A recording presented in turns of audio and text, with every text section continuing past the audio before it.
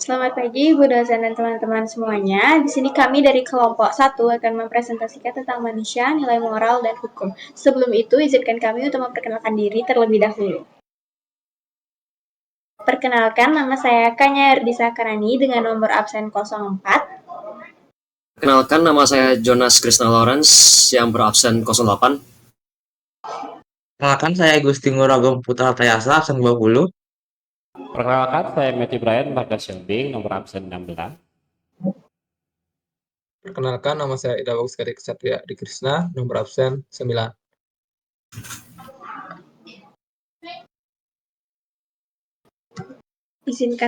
Izinkan saya untuk menjelaskan apa saja yang akan kami bawakan di daftar isi kita. Yang pertama itu ada hakikat manusia, nilai dan moral. Yang kedua ada hukum menurut sumbernya. Yang ketiga ada pengertian dan fungsi nilai moral dan hukum. Yang keempat ada perwujudan nilai moral dan hukum dalam kehidupan manusia, masyarakat, dan negara. Dan yang terakhir kita akan berada di sesi pertanyaan. Manusia sebagai makhluk sosial dan berbudaya pada dasarnya dipengaruhi oleh nilai-nilai kemanusiaan. Nilai tersebut berupa etika yang erat hubungannya dengan moralitas, maupun estetika yang berhubungan dengan keindahan.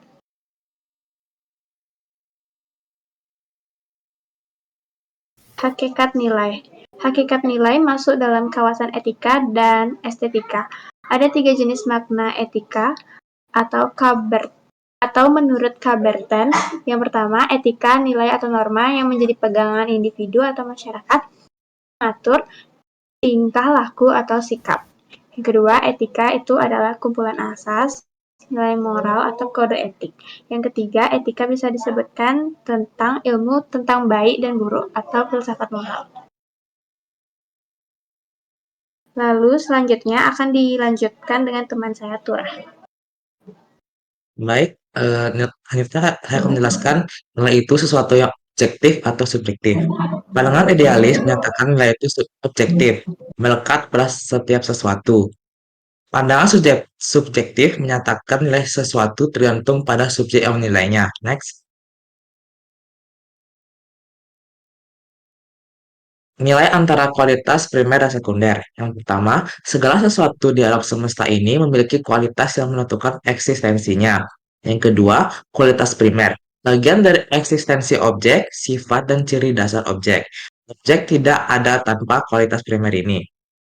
Yang ketiga, kualitas sekunder. Bagian dari eksistensi objek tapi dipengaruhi oleh interpretasi, subjek, dan relatif.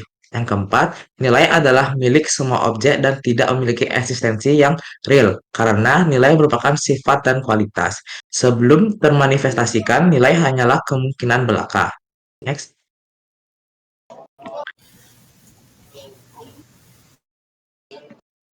Baik, selanjutnya akan dijelaskan oleh rekan saya. Kemudian giliran saya akan menjelaskan mengenai hakikat moral. Nah, jadi pertama-tama kita harus mengenal dulu maksud dari kata moral itu apa. Nah, moral itu berasal dari dari bahasa Latin yaitu mores. Mores itu bisa diartikan dari kata moris atau manners, yang berarti moral, akhlak, kesusilaan, tata tertib, nurani atau batin, etos atau etika. Moral itu termasuk bagian dari nilai. Nah, berarti kita bisa artikan sebagai nilai moral itu adalah perilaku baik dan buruk. Di sini kita jelaskan terdapat 3 jenis nilai dalam filsafat nilai. Yang pertama itu nilai logika. Nilai logika itu antara benar atau salah. Lalu berikutnya nilai etika. Nilai etika itu antara baik atau antara buruk. Lalu berikutnya yang terakhir adalah nilai estetika, yaitu keindahan atau kejelekan. Berikutnya.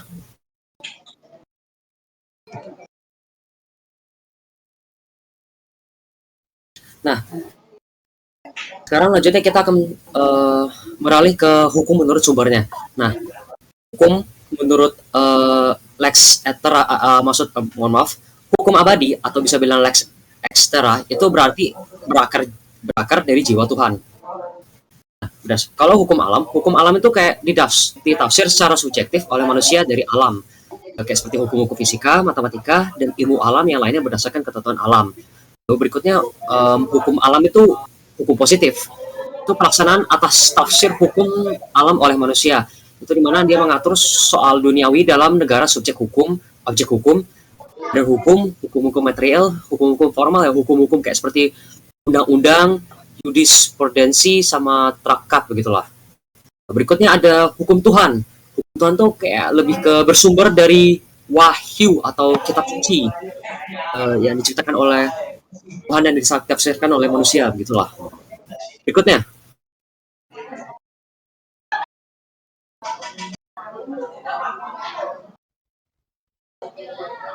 eh, hukum harus merupakan perwujudan dari moralitas. Suatu hukum yang bertentangan dengan norma moral itu dapat kehilangan kekuatannya. Misalkan gini, pelanggaran etika.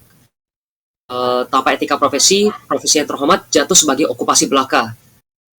Kalau misalkan dari pelanggaran hukum, masyarakat secara formal berwenang memberi sanksi kayak seperti begitu. Hukum dapat digunakan sebagai alat kekuasaan. Hukum ini dibuat justru untuk melayani kekuasaan dalam negara.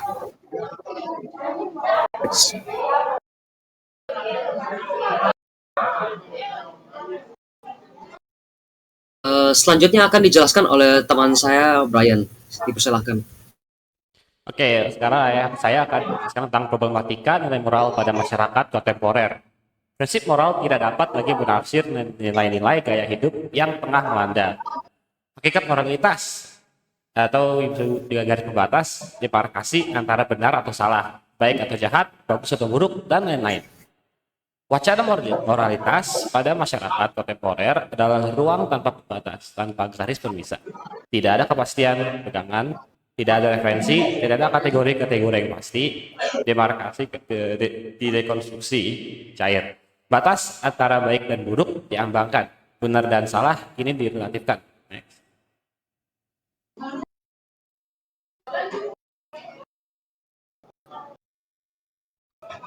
Selanjutnya adalah pengertian nilai, moral, dan hukum. Pertama akan bahas nilai. Prinsip atau standar yang dianggap penting dalam kehidupan manusia.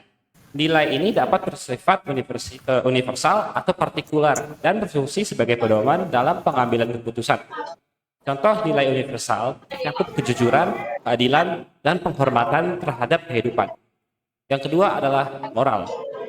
Norma etis yang mengatur perilaku individu. Moralitas mencerminkan pemahaman tentang baik dan buruk serta tanggung jawab sosial. Nilai moral seringkali diturunkan dari budaya, agama, dan pengalaman hidup. Yang ketiga adalah hukum. Hukum adalah seperangkat aturan yang ditetapkan oleh otoritas untuk mengatur interaksi sosial. Hukum bersifat formal dan tertulis, bertujuan untuk melindungi hak-hak individu serta menjaga ketertiban dan keadilan dalam masyarakat. Next.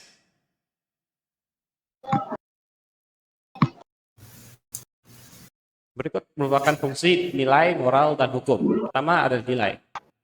1. Memandu perilaku. Nilai memberikan panduan bagi individu dalam bertindak sesuai dengan prinsip-prinsip yang diyakini. Yang kedua adalah pembentuk identitas, yaitu nilai membentuk identitas individu maupun kelompok. Dan yang terakhir adalah penggerak perubahan sosial, yang berarti nilai-nilai baru dapat mendorong perubahan dalam masyarakat. Dan untuk moral, yang pertama adalah norma sosial. Moral berfungsi sebagai norma yang mengatur interaksi sosial. Untuk kedua, ada pengendalian diri, yang berarti moralitas mendorong individu untuk mengendalikan diri. Dan yang terakhir adalah keadilan sosial. Moralitas membantu menciptakan keadilan sosial, akan mendekatkan pentingnya empati. Dan untuk yang terakhir adalah hukum. Yang pertama, penegakan ketertiban. Fungsi ini hukum menciptakan struktur yang diperlukan untuk menjaga ketertiban. Yang kedua, merupakan perlindungan hak. Hukum melindungi hak-hak individu dari pelanggaran. Dan yang terakhir adalah resolusi konflik. Hukum menyediakan mekanisme untuk menyelesaikan konflik secara damai. Untuk materi selanjutnya, saya akan berikan ke teman saya. Terima kasih. Oke. Yang selanjutnya adalah perwujudan nilai, moral, dan hukum dalam kehidupan manusia, masyarakat, dan negara. Yang pertama adalah nilai. Kita bagi menjadi 3. Yang pertama, nilai kemanusiaan. Menghargai setiap individu tanpa memandang latar belakang suku, agama, atau status sosial. Contohnya, membuat tangga yang membutuhkan. Yang kedua yaitu nilai kejujuran. berbicara jujur dalam interaksi sehari-hari seperti tidak berbohong pada teman atau keluarga. Yang ketiga, yaitu nilai tanggung jawab. Memenuhi kewajiban dalam pekerjaan atau sekolah seperti menyelesaikan tugas tepat waktu dan berkualitas. Selanjutnya yaitu moral. Yang pertama, bersikap sopan, menghormati orang tua, dan yang lebih tua dengan berbicara dengan sopan. Selanjutnya, yaitu peduli terhadap sesama, menunjukkan empati dengan membantu orang lain yang mengalami kesulitan seperti memberikan sumbangan kepada panti asuhan. Yang ketiga, yaitu menghargai perbedaan, menerima dan menghormati orang yang memiliki keyakinan atau pandangan berbeda tanpa melakukan diskriminasi. Yang terakhir, yaitu hukum. Yang pertama, kepatuhan terhadap aturan lalu lintas, menghormati rambu lalu lintas untuk menjaga keselamatan jalan raya. Yang kedua, pendaftaran warga baru di lingkungan masyarakat. Warga baru diwajibkan melapor kepada ketua RT untuk menjaga keamanan dan ketertiban. Dan yang terakhir adalah pembayaran pajak. Setiap warga negara wajib membayar pajak sesuai ketentuan yang berlaku untuk mendukung pembangunan negara. Next. Nah, ini adalah pertanyaan dari kami. Jika ada yang mau menjawab, silakan bisa via chat.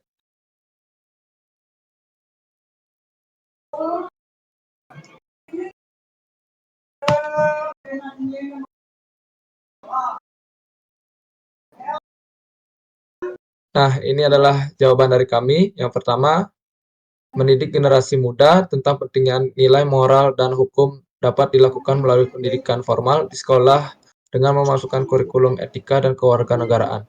Selain itu, keluarga juga berperan penting dengan memberikan contoh perilaku yang baik serta berdiskusi tentang konsekuensi dari tindakan mereka. Kegiatan sosial dan pengabdian kepada masyarakat juga dapat membantu mereka memahami aplikasi nyata dari nilai-nilai tersebut. Pertanyaan selanjutnya,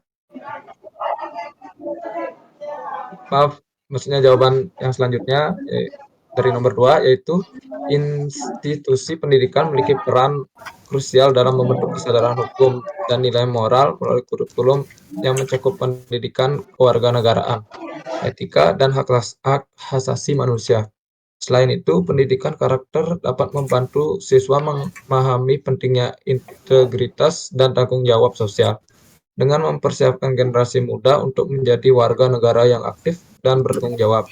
Pendidikan berkontribusi pada pembangunan masyarakat yang lebih baik. Baik, untuk bagian yang paling terakhir, kesimpulannya, hubungan antara manusia, nilai moral, dan hukum menunjukkan bahwa ketiganya itu saling terkait dan saling mendukung dalam menciptakan tatanan sosial yang harmonis. Nilai moral berfungsi sebagai pedoman perilaku individu, sedangkan hukum berperan sebagai aturan formal yang mengatur interaksi sosial. Keduanya diperlukan untuk menjaga keadilan, ketertiban, dan kesejahteraan masyarakat. Pendidikan moral dan pemahaman hukum yang baik sangat penting untuk membentuk karakter individu dan masyarakat. Dengan demikian, kesadaran akan nilai-nilai moral dan kepatuhan terhadap hukum menjadi kunci untuk mencapai kehidupan yang seimbang, adil, dan bermartabat dalam masyarakat dan bernegara. Untuk sesi diskusi, saya persilahkan di grup chat.